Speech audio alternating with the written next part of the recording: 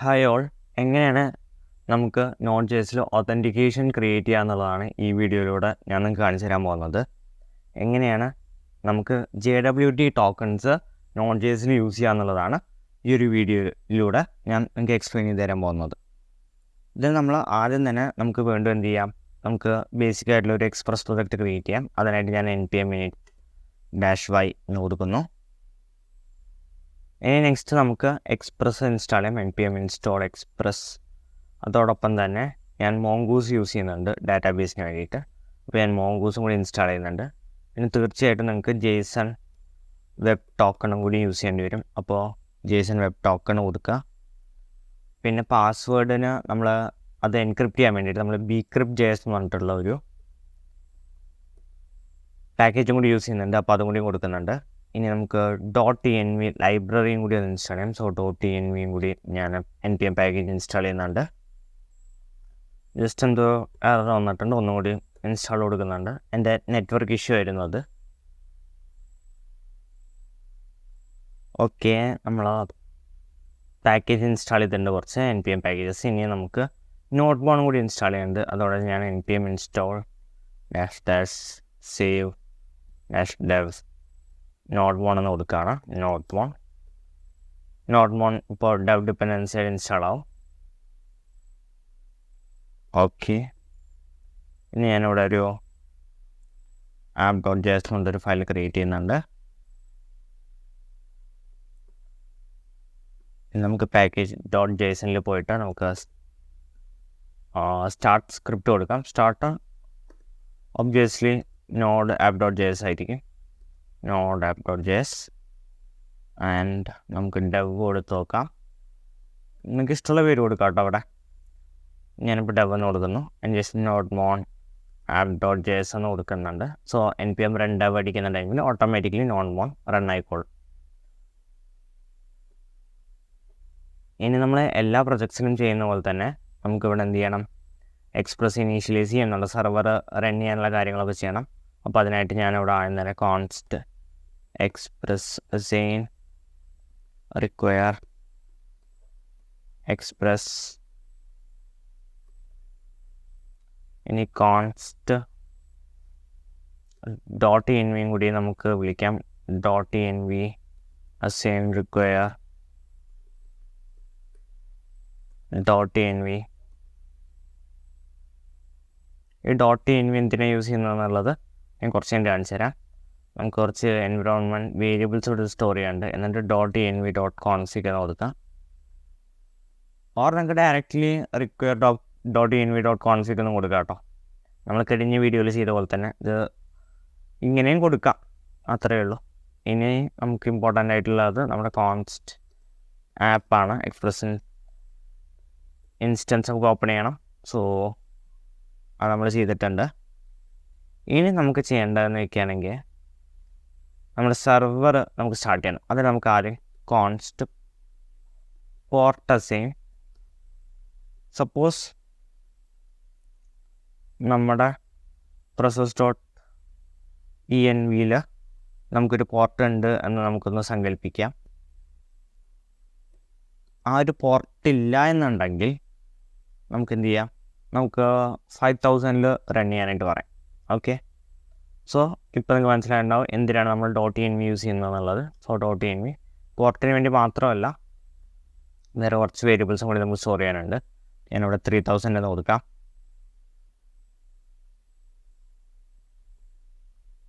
ഇനി നമുക്ക് app.listen വിളിക്കാം. app.listen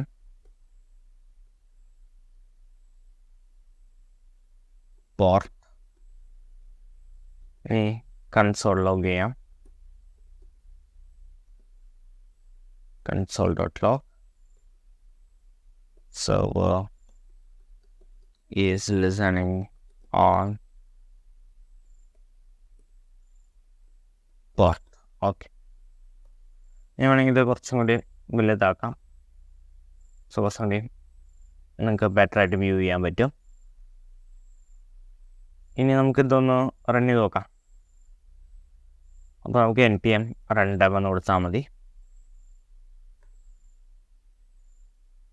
okay, process is not defined. Okay, ആ സ്പെല്ലിംഗ് മിസ്റ്റേക്ക് ഉണ്ട്. സോ നമുക്കതൊന്ന് ക്ലിയർ ചെയ്യാം. ഓക്കെ, ഇവിടെയാണ് സെറ്റ് ചെയ്ത് 2s ഉണ്ട്. .env കൊടുക്കാൻ പറഞ്ഞു. ഓക്കെ, ഇപ്പോൾ സർവർ ഈസ് ലിസണിങ് ഓൺ 3000 എന്ന് വന്നിട്ടുണ്ട്.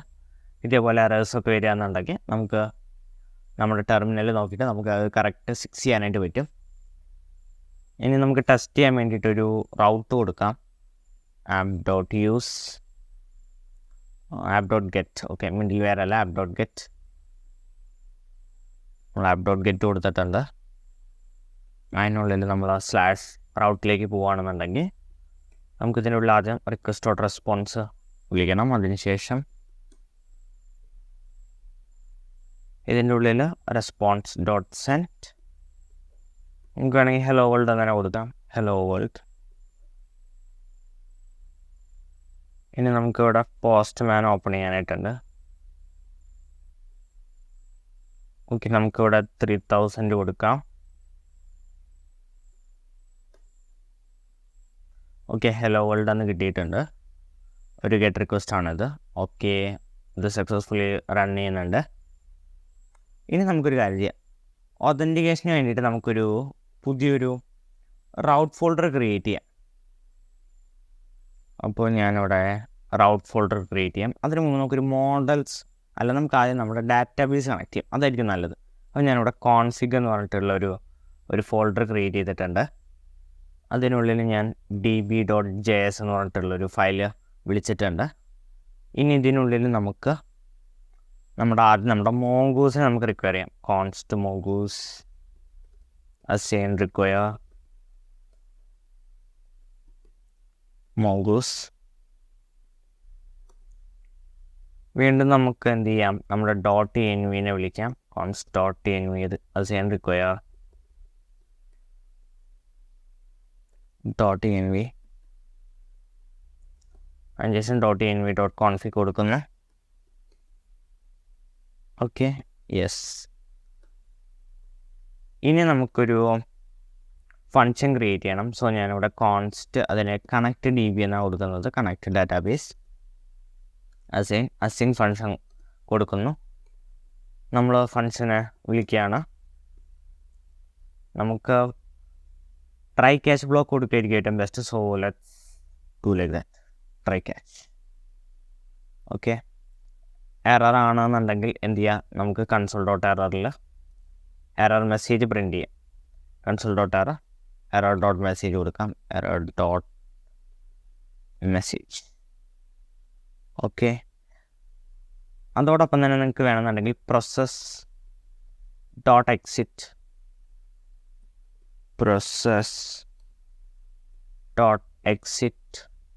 1 എന്ന് കൊടുക്കുക. അങ്ങനെയാണെന്നുണ്ടെങ്കിൽ ഡാറ്റാബേസ് കണക്ഷൻ ഡിസ്കണക്റ്റ് ആയിട്ട് പോകുന്നതാണ് എന്തെങ്കിലും എറർ ഉണ്ടെന്നുണ്ടെങ്കിൽ. ഇനി നമുക്ക് ഈ ട്രൈയിൻ്റെ ഉള്ളിൽ വേണം നമുക്ക് എന്ത് ചെയ്യാൻ, നമ്മുടെ മോങ്കൂസ് കണക്ട് ചെയ്യാനായിട്ട്. നമ്മളിപ്പോൾ ഓൾറെഡി അസിങ്ക് ഉപയോഗിക്കുന്നുണ്ടെങ്കിൽ നമുക്കിവിടെ അവെയിറ്റ് ചെയ്യാം. അവെയിറ്റ് മോങ്കൂസ് .കണക്റ്റ് കൊടുക്കുന്നു. .കണക്റ്റ്. ഇനി നമ്മുടെ ആ ഒരു സ്ട്രിങ് കൊടുക്കണം. നമ്മളിപ്പോൾ .envയിൽ സേവ് ചെയ്തുകൊണ്ട് നമുക്കൊരു കാര്യം ചെയ്യാം. ഇവിടെ process.env. ഞാനിപ്പോൾ mongo_URI എന്ന് കൊടുക്കുന്നുണ്ട്. ഇത് നമുക്ക് എന്തായാലും സേവ് ചെയ്യേണ്ട ഒരു ഫയലാണ്. ഇത് ആണ് എന്നുണ്ടെങ്കിൽ എന്ത് ചെയ്യണം, നമുക്കൊരു കൺസോൾ ലോഗ് വേണം അല്ലേ. അതൊക്കെ എന്ത് ചെയ്യുക, ഇത് കണക്റ്റ് ആയിട്ടുണ്ട് എന്നുണ്ടെങ്കിൽ ഒരു കൺസോൾ ലോഗ് കൊടുക്കുക. ഡാറ്റാബേസ് കണക്റ്റഡ് എന്ന് പറഞ്ഞിട്ട് ഡാറ്റാബേസ് കണക്റ്റഡ് എന്ന് പറഞ്ഞിട്ട് കൊടുക്കുക. ഓക്കെ, ഇനി നമുക്ക് കാര്യം ചെയ്യാം. .env പോയിട്ട് നമുക്ക് mongo_URI ക്രിയേറ്റ് ചെയ്യാം. സോ ഇതിനായിട്ട് നിങ്ങൾക്ക് ഒന്നുമില്ലാന്നുണ്ടെങ്കിൽ നിങ്ങളുടെ MongoDB കോംപ്രസിൽ അല്ലാന്നുണ്ടെങ്കിൽ നിങ്ങളുടെ ഡിഫാൾട്ടായിട്ടുള്ള നിങ്ങൾ MongoDB ഇൻസ്റ്റാൾ ചെയ്തിട്ടുണ്ടെങ്കിൽ അതിൻ്റെ ലോക്കൽ ഹോസ്റ്റിൻ്റെ ലിങ്ക് കൊടുക്കാൻ സാധിക്കുന്നതാണ്. അല്ലാന്നുണ്ടെങ്കിൽ ഇതിന് മുമ്പ് ഞാനൊരു വീഡിയോ ഇട്ടിട്ടുണ്ടായിരുന്നു എങ്ങനെയാണ് MongoDB Atlas കണക്ട് ചെയ്യുക എന്നുള്ളത്. അത് നോക്കിയിട്ട് വേണമെന്നുണ്ടെങ്കിൽ നിങ്ങൾക്ക് MongoDB Atlasൻ്റെ URL ഇവിടെ പേസ്റ്റ് ചെയ്യാൻ പറ്റും. ഞാൻ എന്തായാലും ലോക്കൽ ഹോസ്റ്റാണ് ഈ ഒരു പ്രൊജക്റ്റിനായിട്ട് ചൂസ് ചെയ്യുന്നത്. സോ ഞാനിത് കോപ്പി ചെയ്തെടുത്തിട്ടുണ്ട്, പേസ്റ്റ് ചെയ്തു. ഞാനിവിടെ /ടെസ്റ്റ് എന്ന് കൊടുത്തിട്ടുണ്ട് ഡാറ്റാബേസിൻ്റെ പേര്. ഇനി നമുക്കൊരു കാര്യം ചെയ്യാൻ വീണ്ടും db.jsലേക്ക് വരിക. ഇത് നമുക്ക് എക്സ്പോർട്ട് ചെയ്യണം കണക്ട് db. എന്നിട്ട് നമുക്ക് ഈ കണക്ട് db എന്ത് ചെയ്യണം, നമ്മുടെ app.jsൽ വിളിക്കണം. അപ്പോൾ നമുക്കൊരു കാര്യം ചെയ്യാം, db.jsലേക്ക് വന്നതിന് ശേഷം ഇവിടെ module.exports മൊഡ്യൂൾ അതെൻ്റെ പ്രോബ്ലം ആണെന്ന് തോന്നുന്നു. module.exports അസേ നമുക്ക് എന്ത് കൊടുക്കാം, കണക്ട് db എന്ന് കൊടുത്തിട്ടുണ്ട്. ഓക്കെ, ഇതിപ്പോൾ കറക്റ്റ് ആയിട്ടുണ്ട്. ഇനി നമുക്ക് app.jsൽ എന്ത് ചെയ്യണം, ഇത് വിളിക്കണം. അപ്പോൾ നമ്മളിപ്പോൾ ഓൾറെഡി ഇപ്പോൾ റിക്വയർ ചെയ്തിട്ടുണ്ട്. ഇനി അവിടെ തന്നെ നമുക്ക് എന്ത് ചെയ്യാം, നമുക്ക് കണക്ട് dbനെ വിളിക്കാം.